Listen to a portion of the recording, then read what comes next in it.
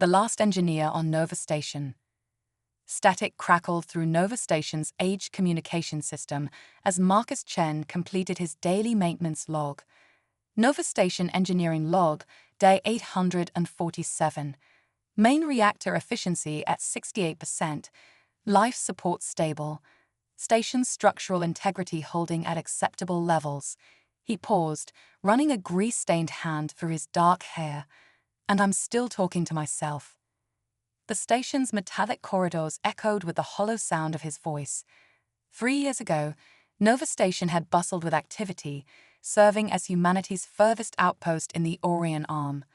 Now, budget cuts and the discovery of more profitable trade routes had reduced the once proud facility to a glorified lighthouse, with Marcus as its sole keeper. He moved through the familiar routine of checking system readouts, his boots clicking against metal gratings. The station's aged systems required constant attention, like a collection of temperamental elderly relatives. Marcus preferred it that way. Machines made sense. They followed logical rules, unlike the corporate bureaucrats who'd abandoned this place. The emergency alert klaxon shattered his contemplation. Proximity warning announced the station's AI in its characteristic monotone. Unknown vessel approaching.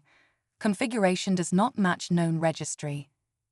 Marcus rushed to the observation deck, his heart pounding. Through the reinforced plasteel windows, a ship unlike anything he'd ever seen emerged from the star-speckled void.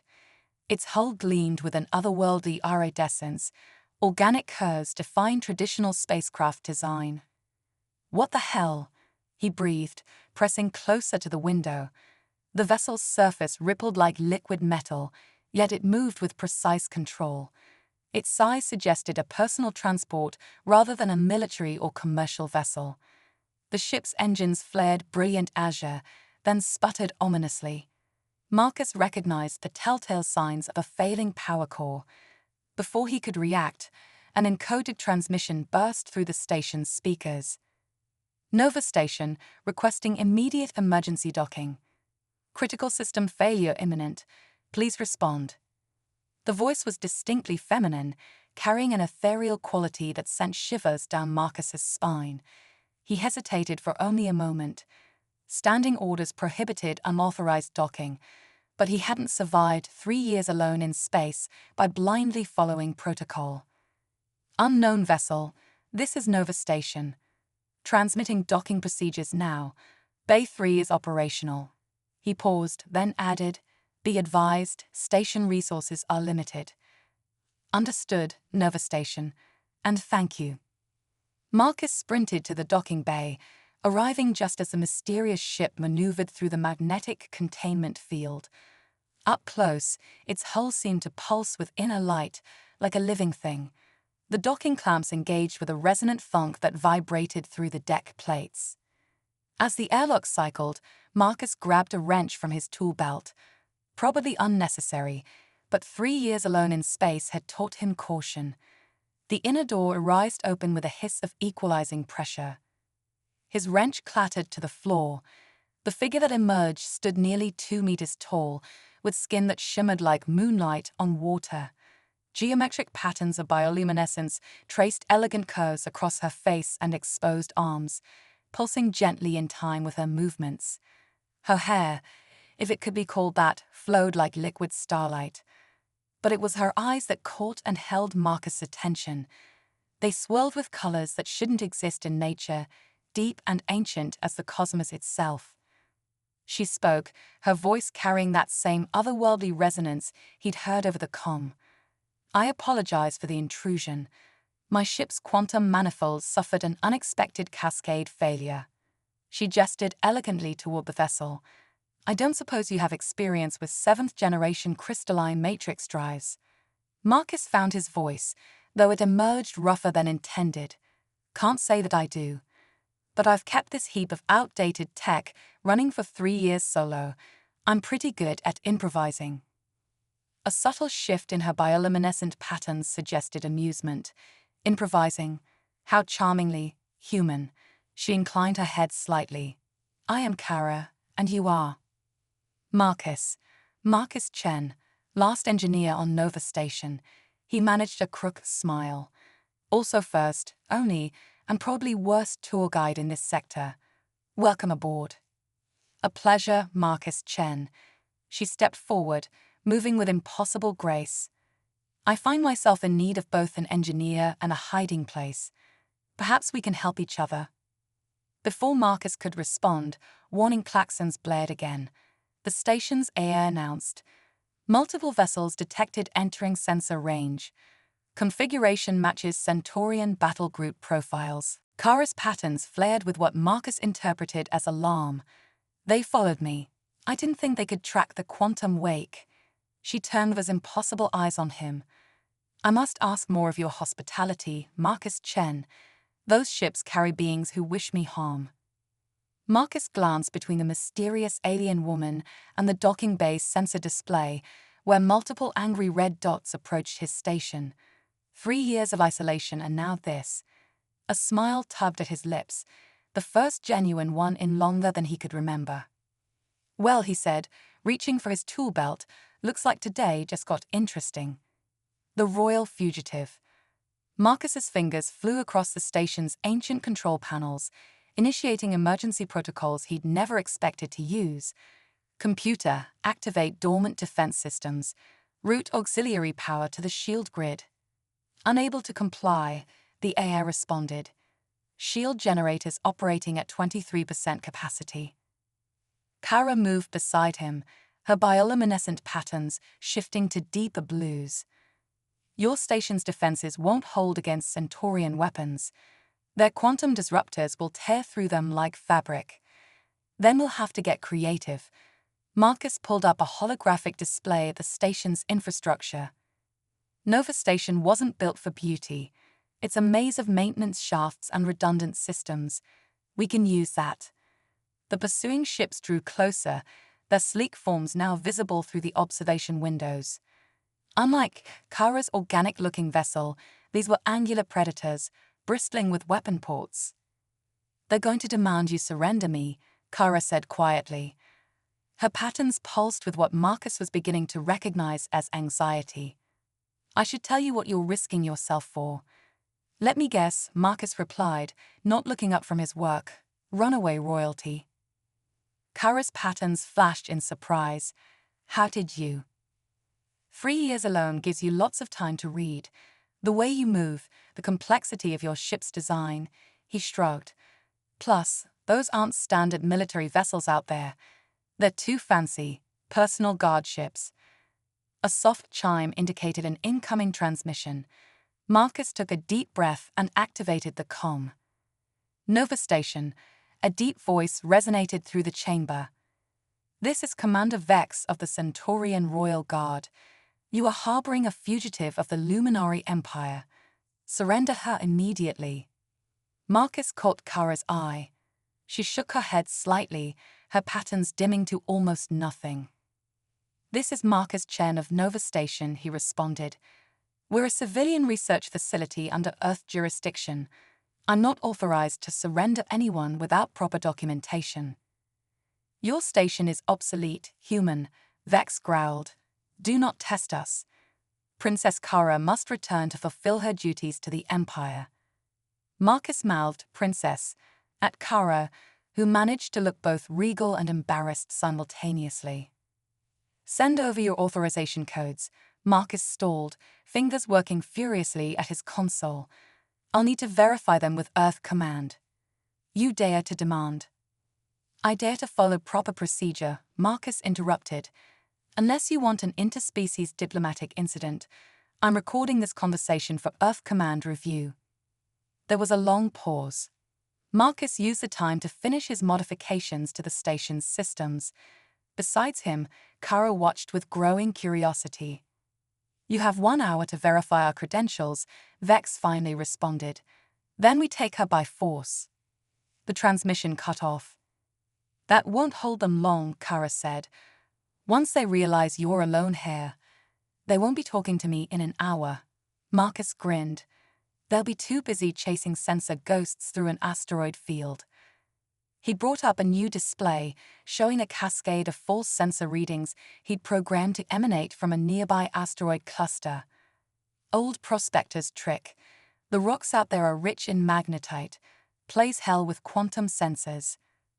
Kara's patterns shifted to bright gold. You're going to use the asteroid field to mask our escape. Better. Marcus pointed to a maintenance shaft. We're going to hide in plain sight. This station's got dozens of sensor-shielded repair bays. They were used to test experimental engines back when this was a real research station. Perfect for hiding one very special ship. And the asteroid field. That's where they'll think we've gone. Once they move to investigate, we'll have time to repair your ship. He paused. Assuming you trust a primitive human engineer with your advanced technology. Kara's patterns rippled with what might have been laughter. Marcus Chen, I'm beginning to think humans aren't nearly as primitive as we've been led to believe. They worked quickly, moving Kara's ship through the station's maintenance tunnels. Marcus marveled at its design. The hull seemed to respond to Kara's touch, flowing like liquid metal. It's a symbiotic design, she explained, noting his fascination. The ship partially shares my consciousness. That's why I couldn't risk them capturing it. The technologies in this vessel, in the wrong hands, could start a war. Marcus guessed, helping her secure the ship in a shielded bay. Kara's patterns dimmed. Could end one. My marriage was to be the final seal on an alliance between the Luminary Empire and the Centaurian hegemony. An alliance that would have given them access to our biotechnology. And turned them into an unstoppable military force, Marcus finished.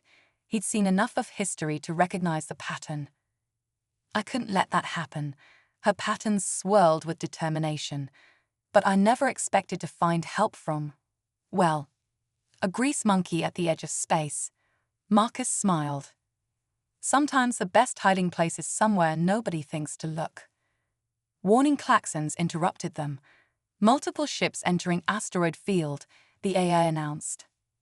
Right on schedule, Marcus said. Now, about that quantum manifold. Kara's patterns brightened. You said you were good at improvising. Shall we find out just how good? For the first time in years, Marcus felt truly alive. Here he was, helping an alien princess repair an impossible ship while outwitting an interstellar pursuit force. And somehow, watching Kara's patterns dance with excitement as they worked, it all felt perfectly natural.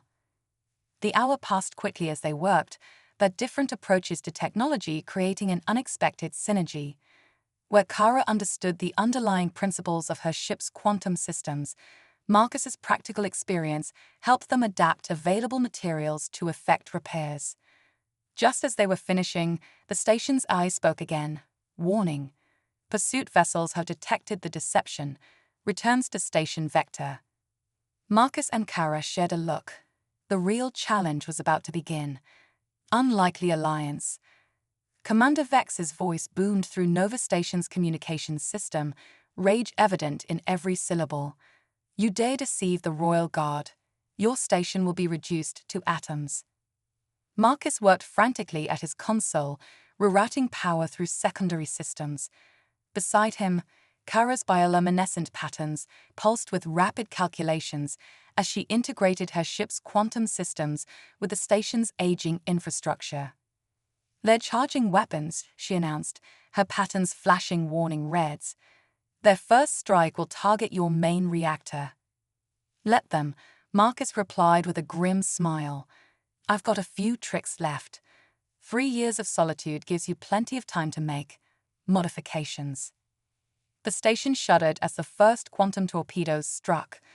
But instead of the expected devastation, the energy was absorbed and redirected through a complex network of jury-rigged systems Marcus had installed throughout the station's superstructure. Impossible, Kara breathed, her patterns shifting to amazed purple. You've created a crude quantum redistribution network using primitive technology. Crude is what we humans do best. Marcus's fingers danced across the controls. The station's old reactor housing is lined with crystalline matrices. They weren't much use for power generation, but they make excellent energy redirectors. Another barrage hit the station.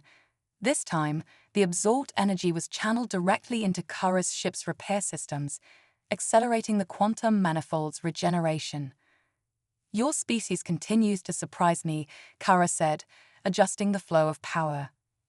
The Luminary Council always dismissed humans as technological infants, yet here you are, adapting quantum mechanics with scraps and intuition. "That's humanity's real strength," Marcus replied, dodging a shower of sparks from an overloading panel. "We make do. We improvise. Give us a problem, and we'll find a solution, even if it's held together with duct tape and hope." The station rocked with another impact. Structural integrity at 62% and falling, the AI announced with its characteristic calm. "We need more time." Kara's patterns swirled with concern. "The manifold requires at least 20 more minutes to fully stabilize." Marcus nodded, already formulating a plan. "Computer, initiate Protocol Omega. Authorization Chen 7 Alpha." "Warning," the AI responded. "Protocol Omega will result in complete station power redistribution. Possibility of catastrophic system failure." "Better than certain destruction." Marcus turned to Kara. "You might want to hold onto something."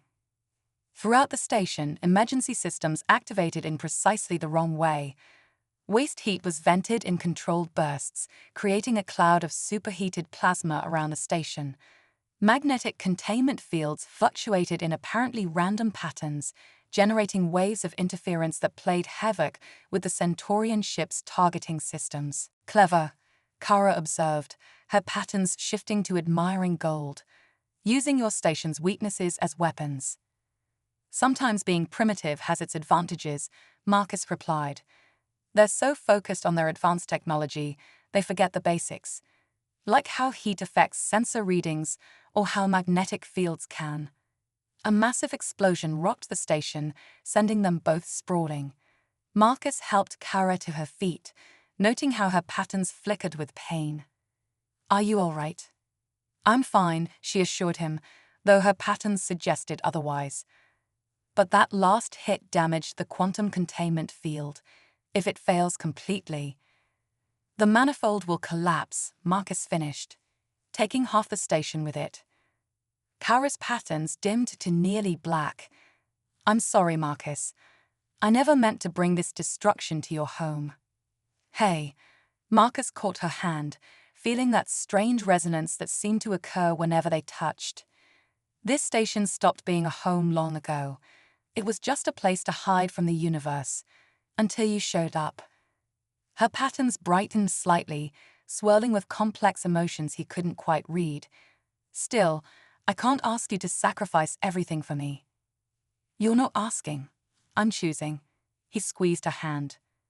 "Now, about that containment field, I have an idea, but it's fairly insane." "Those seem to be your specialty."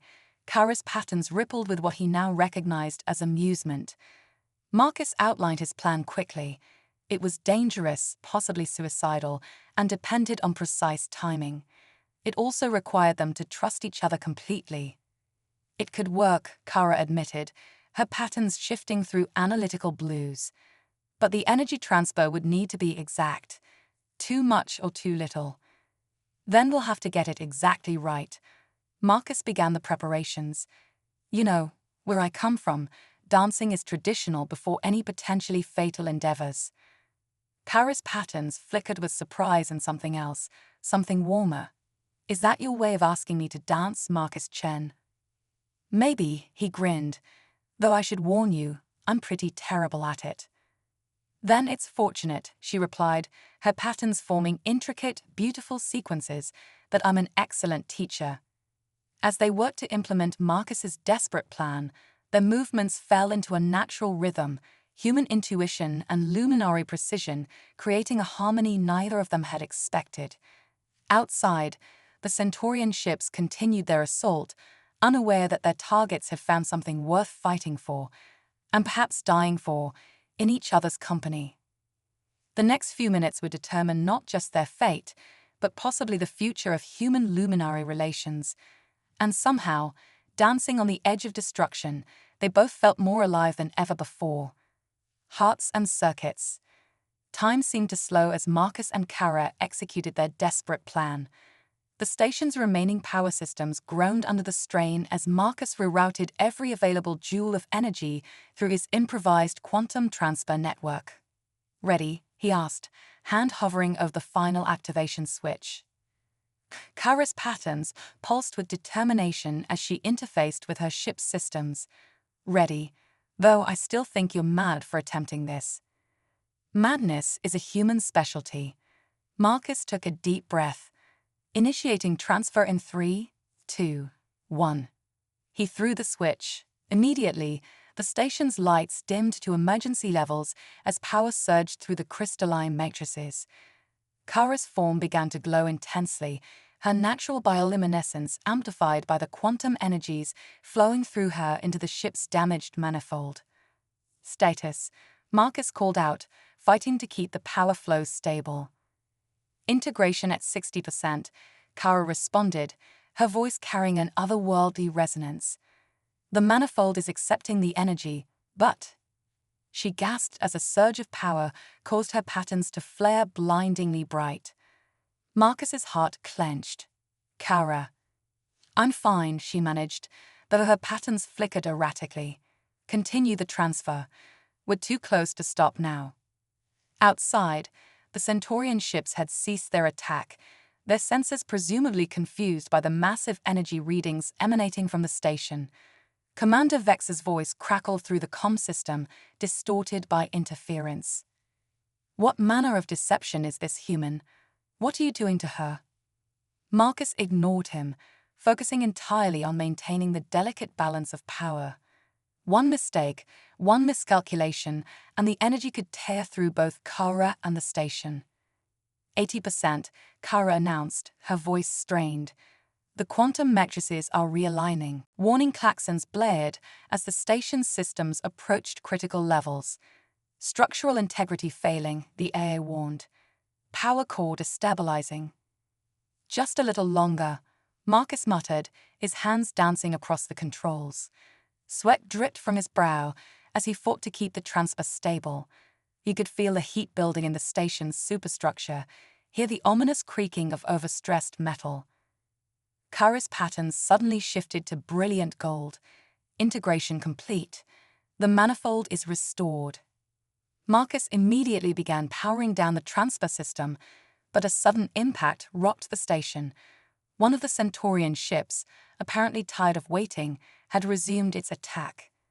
The power surge from the impact fed back through the quantum network. Kara screamed as the energy coursed through her patterns blazing like a supernova. Without thinking, Marcus threw himself toward her, wrapping her in his arms and completing the circuit with his own body. Pain unlike anything he'd ever experienced tore through him as quantum energies, meant for crystalline matrices, found their way into human flesh. But somehow, impossibly, he felt Kara's consciousness brush against his own through the connection. In that moment of quantum entanglement, they shared everything. He felt her childhood on a world of crystal spires and living light, her suffocation under the weight of royal expectations, her desperate bid for freedom. She experienced his loneliness, his exile to Nova Station, not as punishment, but as escape from a world that never quite made sense to him. The connection lasted only seconds before the power died, plunging the station into darkness. They collapsed together, Marcus's arms still around Kara, her patterns dimmed to a soft, intimate glow. "That," she whispered, "was not part of the plan." "Improvising, remember." Marcus managed a weak smile. "Did it work?" In answer, Kara's ship hummed to life, its quantum drives pulsing with renewed energy. Her patterns shifted through colors he'd never seen before, expressing emotions that human languages had no words for. "You could have died," she said softly. "Taking that energy into yourself, no human should have survived that. Maybe your people's assessments of human capabilities need updating." He tried to stand, but found his legs wouldn't cooperate. "Though I might need a minute before we tackle the next crisis." Kara helped him up, supporting his weight easily with her taller frame. Her patterns swirled with concern and something deeper, more complex. You continue to defy everything I thought I knew about humans. My people believe themselves superior because of our advanced biology, our natural connection to quantum energies. But you, her patterns rippled. You forged that connection through sheer force of will. Before Marcus could respond, the station's AI interrupted. Multiple quantum signatures detected. Lunari warships entering the system. Kara's patterns flashed with alarm. The royal fleet. They must have followed the Centaurian ships. She turned to Marcus, her impossible eyes filled with urgency. My ship is repaired. We could leave now, find sanctuary in the outer systems. Marcus glanced at the sensor readings, then back at Kara. The choice before him was clear. Abandon the station and everything he knew for an uncertain future with an alien princess, or stay in his safe, predictable exile. 3 years ago, he'd chosen isolation over the chaos of human society.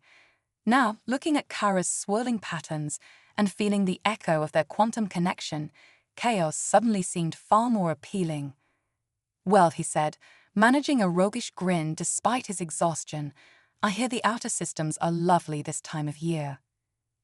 Kara's patterns exploded into joyous colors, but before they could move toward her ship, a new voice filled the station's comm system, older, more authoritative, and carrying the same ethereal quality as Kara's. My daughter, the voice said, I believe it's time we discussed your choice of companions. The Luminary High Queen had arrived, and with her, the real test of their unlikely alliance was about to begin. The Hunter's Trap. The arrival of the Luminary High Queen should have been the most pressing concern, but Marcus's attention was drawn to something else, something wrong in the station's power readings. Kara, he said quietly, eyes fixed on his console, those Centaurian ships, they're not powering down their weapons. Kara's patterns shifted to alert crimson, but the Queen's arrival, they wouldn't dare. An explosion rocked the station, different from the previous attacks. This wasn't aimed at destruction, but at a specific section of Nova Station's hull. Through the observation window, they watched as Centaurian boarding craft launched from the larger vessels. They're making their move while the Luminary fleet is still establishing position, Marcus realized. They mean to take you before your mother can interfere. The station's A confirmed his fears. Multiple hull breaches detected. Armed intruders entering through maintenance sectors 7, 12, and 15. Those sectors form a perimeter around this position. Kara's patterns pulsed with tactical analysis. They're trying to box us in. Marcus was already moving, pulling up station schematics. They don't know Nova Station like I do. There are maintenance shafts they won't have on any official plans. He grabbed his tool belt. We can still reach your ship. Marcus. Kara's patterns had shifted to a deep, resolute blue. My ship's quantum drive is still calibrating. Even if we reach it, we can't escape. Another explosion shook the station. Through the corridors, they could hear the sound of approaching footsteps and energy weapons. Then we fight, Marcus said, reaching for a plasma torch. No. Kara's patterns swirled with determination and fear. Not for herself, he realized, but for him. I won't have you die for my rebellion. Pretty sure that's my choice to make, Your Highness. He gave her a lopsided grin. Besides, I've got one last trick up my sleeve, but you're not going to like it. Kara's patterns rippled with curiosity as Marcus quickly outlined his plan. She was right, she didn't like it. But as the sound of boots drew closer, they were running out of options. It's suicide, she protested. Only if it doesn't work. He touched her arm gently, feeling that now familiar quantum resonance. Trust me. Her patterns shifted through a complex series of colors before settling on a determined golden hue. Always. They moved quickly, Marcus inputting commands into his console while Kara interfaced with her ship's systems. The timing would have to be perfect. The first Centaurian troops burst through the door just as they finished preparations. They were impressive figures in sleek battle armor, weapons trained on Kara. "Princess," their leader stepped forward, "your little adventure ends now. The alliance will proceed as planned." "I think not." Kara's patterns flared defiantly. "You have violated multiple treaties by attacking a human station and attempting to abduct a member of the Luminary royal family." The leader chuckled. "Once we have you safely away, who will believe the word of a single human?" He gestured at Marcus dismissively. "Especially one foolish enough to die protecting you." Marcus stepped forward, placing himself between Kara and the weapons. "You know what your biggest mistake was? Thinking this station was defenseless just because it's old." He pressed a final command into his wrist computer. Throughout the station, emergency bulkheads slammed shut, isolating sections. The Centaurians raised their weapons, but Marcus was already moving. "Now," he shouted.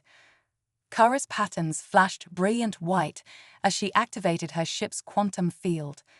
Simultaneously, Marcus triggered the station's experimental engine testing protocols, specifically the emergency vacuum procedures. The effect was instantaneous. Emergency force fields snapped into place around Marcus and Kara as the entire section's atmosphere vented explosively into space, taking the unprepared Centaurian troops with it. Station sectors 7 through 15 depressurized, the AI announced calmly. "Emergency containment fields holding." Through the observation window, they watched the Centaurian boarding craft scramble to recover their floating soldiers. But more importantly, the sudden debris field had forced the larger ships to adjust position, creating a gap in their blockade. "Quantum drive online," Kara announced, her patterns bright with triumph. "We have a clear vector for escape." Marcus grinned, but his celebration was cut short by a burning pain in his side. Looking down, he saw that one of the Centaurian soldiers had managed to get off a shot before being pulled into space. His environmental shield flickered weakly. "Marcus." Kara caught him as he stumbled, her patterns shifting to panicked purples. "You're hurt." "Just a scratch," he tried to joke, but the room was starting to spin. "Better get to your ship while we have the chance." "Not without you." Her patterns intensified as she supported his weight. Together, they made their way toward the maintenance shaft leading to her vessel. Behind them, the station's comm system crackled to life again. "Daughter," the Queen's voice held a note of, was that approval. "I see you found yourself quite the remarkable ally." "Mother," Kara responded, still helping Marcus along, "I can explain." "Later," the Queen interrupted. "For now, I believe my fleet should have words with these Centaurian opportunists. Do try to keep your human alive. I find myself quite interested in meeting him." The Queen was silent for a long moment, her patterns swirling with complex calculations. Finally, she rose from her throne, approaching Marcus with regal grace. "In 900 years of ruling the Luminary Empire, do you know how many beings have dared to interrupt me, Marcus Chen?" Marcus swallowed hard, but held his ground. "I'm guessing not many, Your Majesty." "None." Her patterns shifted to a color he couldn't quite comprehend. "Until today, until a lone human engineer who kept my daughter safe not because of her title, but simply because she needed help." She turned to Kara. "Is this why you chose him?" Kara's patterns blazed with sudden intensity. "I didn't choose him, Mother. Not at first. But now," she moved to stand beside Marcus, her hand finding his. That familiar quantum resonance sparked between them, stronger than ever. "Now I choose him freely and completely." The Queen's patterns rippled with surprise. "You realize what you're saying? The implications for our people, our traditions." "I do." Kara's patterns remained steady. "Perhaps it's time for those traditions to change. Marcus has shown me that strength comes in many forms, not just in technological advancement or genetic purity. Humans may seem primitive to us, but their capacity for adaptation, for innovation, for caring about others regardless of species or status, These are strengths we could learn from. Marcus squeezed her hand gently, adding, and maybe humans could learn a thing or two about quantum mechanics in return, if you're willing to give us a chance. The Queen's patterns shifted through a series of rapid changes before settling into a configuration that made the entire court gasp. Perhaps, she said slowly, it is indeed time for change. She addressed the court directly.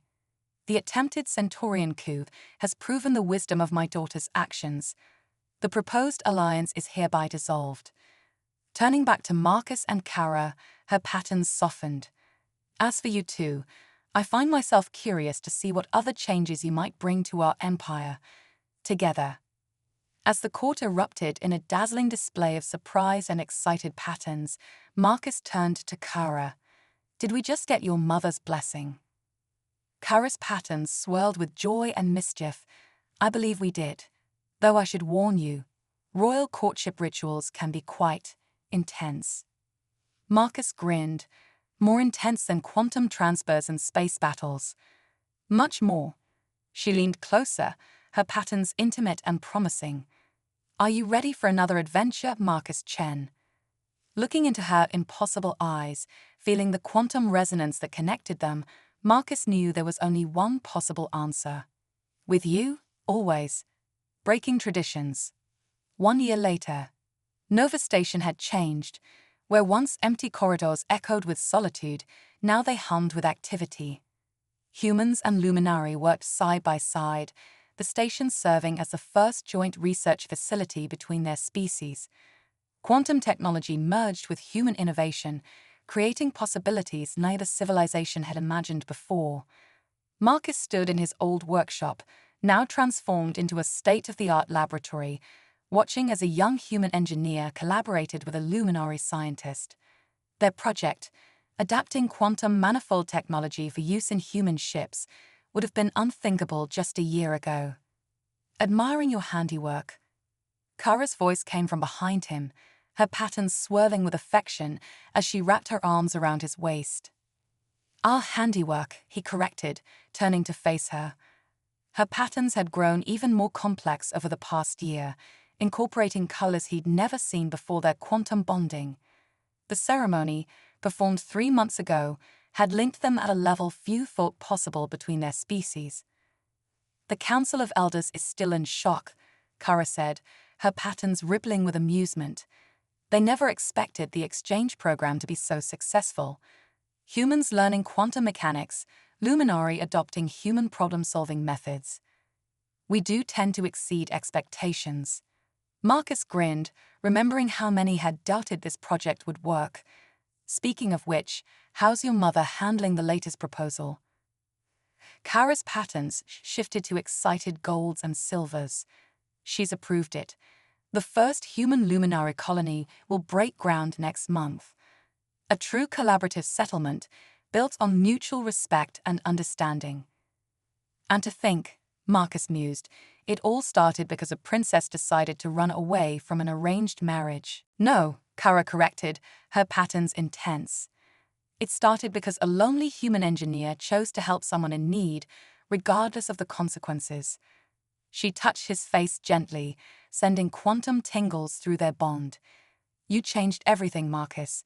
Not just for me, but for both our peoples. Before he could respond, the station's AI announced, incoming transmission from Earth Central Command. The holographic display activated, showing Admiral Chen, Marcus's mother, of stern features softened by a rare smile. Marcus, Kara, she nodded to them both. The Joint Defense Treaty has been ratified. As of today, the Human Luminari Alliance is officially recognized by all major powers in the sector. And the Centaurians? Marcus asked, though he could guess the answer. Withdrawing to their own territories, the Admiral confirmed. It seems they've lost their appetite for expansion now that they're facing a united front. Kara's patterns swirled with satisfaction. Unity through understanding, not conquest, as it should be. The Admiral's expression turned serious. There's something else. The Joint Council has approved funding for an expansion of the exchange program. They want to establish similar facilities throughout human space. Marcus felt Kara's patterns pulse with excitement through their bond. They want us to oversee the expansion, he guessed. You two have proven that cooperation between our species isn't just possible, it's revolutionary. The Admiral allowed herself another small smile. Though I never expected my son's tendency to ignore regulations would lead to interstellar peace. After the transmission ended, Marcus and Kara stood at the observation window, watching ships from both their species dock and depart. Each vessel carried the fruits of their collaboration, new technologies, new ideas, new hopes for the future. "Remember when you first crashed into my life?" Marcus asked, feeling Kara's patterns harmonize with his emotions through their bond. "Did you ever imagine it would lead to this?" Actually, Kara's patterns shifted to that special configuration reserved only for him. "I had a feeling you would change my world from the moment I saw you standing in that docking bay, holding a wrench like it was a weapon." "I was terrified," he admitted with a laugh. "The most beautiful being I'd ever seen had just dropped into my quiet exile and turned everything upside down." And now, her patterns danced with loving curiosity. Marcus pulled her closer, their quantum bond singing with shared joy. "Now I can't imagine life any other way, though I do have one complaint." Kara's patterns rippled with concern. "Oh, you still haven't taught me that luminary dance you promised." Her laughter, both vocal and expressed through her patterns, filled the room. "Well, we can't have that, shall we?" As they moved together, their bond allowing them to anticipate each other's movements perfectly, Marcus reflected on how far they'd come. A human who preferred machines to people and an alien princess who defied her destiny have found something neither expected, not just love, but a way to bridge the gap between their peoples. Outside, Nova Station continued its orbit, no longer a lonely outpost, but a beacon of hope, a symbol of what was possible when fear gave way to understanding, when tradition yielded to progress, and when two hearts dared to beat as one across the quantum divide. In the end, it wasn't advanced technology or political alliances that changed the galaxy. It was something far simpler and far more powerful: the courage to reach across the void and take a chance on love. The dance continued, and with it, the promise of a future brighter than either of them had dared to dream. As they reached Kara's ship, Marcus fighting to stay conscious, he couldn't help but laugh despite the pain. "What's so amusing?" Kara asked, her patterns showing concern as she helped him aboard. "Just thinking," he managed through gritted teeth. "This is definitely not how I expected my day to go when I woke up this morning." Kara's patterns shifted to include a color he'd never seen before, one that made his heart skip a beat. "Marcus Chen," she said softly, "I believe you're about to discover that life with me is rarely what one expects." As her ship powered up, preparing to navigate through the chaos outside, Marcus realized he wouldn't have it any other way. Royal confrontation. The interior of Kara's ship pulsed with healing energies as she guided it through the debris field surrounding Nova Station. In the medical alcove, Marcus watched in fascination as quantum-infused bandages knitted his wounded flesh back together. "Your mother," he said, wincing slightly as the bandages tightened, "seems interesting." Kara's patterns rippled with something between amusement and anxiety. "The High Queen has that effect on people, though I've never known her to show such immediate interest in anyone, especially a human." Outside the ship's viewports, the Luminary Royal Fleet engaged the Centaurian vessels. It wasn't much of a fight. The Luminary ships moved with impossible grace, their quantum weapons cutting through the Centaurians' defenses like light through crystal. "Your Highness," a new voice emerged from the ship's communications system. "The Queen requests your presence aboard the flagship. Your companion is to accompany you." Kara's patterns shifted to defensive reds. "My companion is injured." "I'm fine," Marcus interrupted, standing carefully. The quantum bandages had done their work well. The pain was already fading to a dull ache. "Besides, I think we've moved past the point where running is an option." Her patterns softened to concerned blues. You don't have to do this. My mother's interest in you could be complicated. Story of my life. He managed a smile. Lead the way, princess. The Luminary flagship was a marvel of biomechanical engineering. As they docked, Marcus observed how the very walls seemed to breathe, quantum energy flowing through crystalline veins like blood through arteries. The honor guard that met them moved with perfect synchronization, their patterns a coordinated display of blues and silvers. They were led to what could only be the throne room, though it looked more like the heart of a living crystal. The High Queen of the Luminary sat upon a throne that grew from the floor itself, her patterns so complex and bright that Marcus had to squint to look directly at her. So, the Queen's voice carried the weight of stars.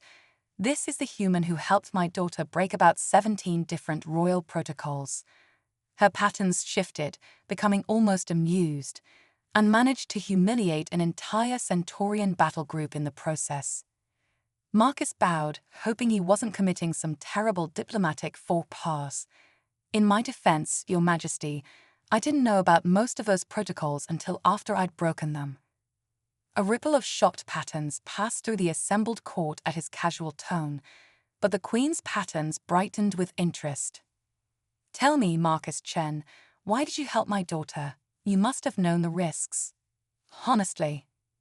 Marcus straightened, meeting the Queen's gaze directly. Because it was the right thing to do. Kara needed help, and I was there.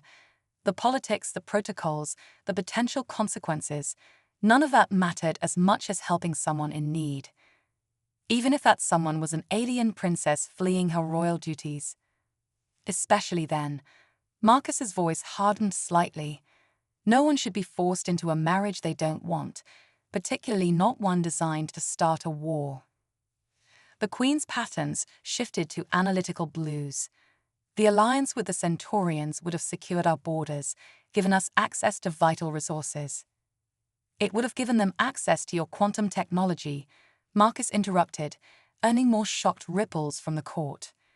Technology they would have used to dominate every species in this sector of space, including humans. You seem very certain of this. I spent 3 years alone on that station, Your Majesty. Lots of time to study history. Every major conflict starts the same way. Someone gets greedy for power, makes an alliance they shouldn't, and ordinary people suffer the consequences. Kara stepped forward, her patterns aligning with Marcus's defiant stance. He's right, Mother. The Centaurians proved their true nature today. They were willing to risk war with our entire empire just to capture me. What does that tell you about their intentions for our alliance?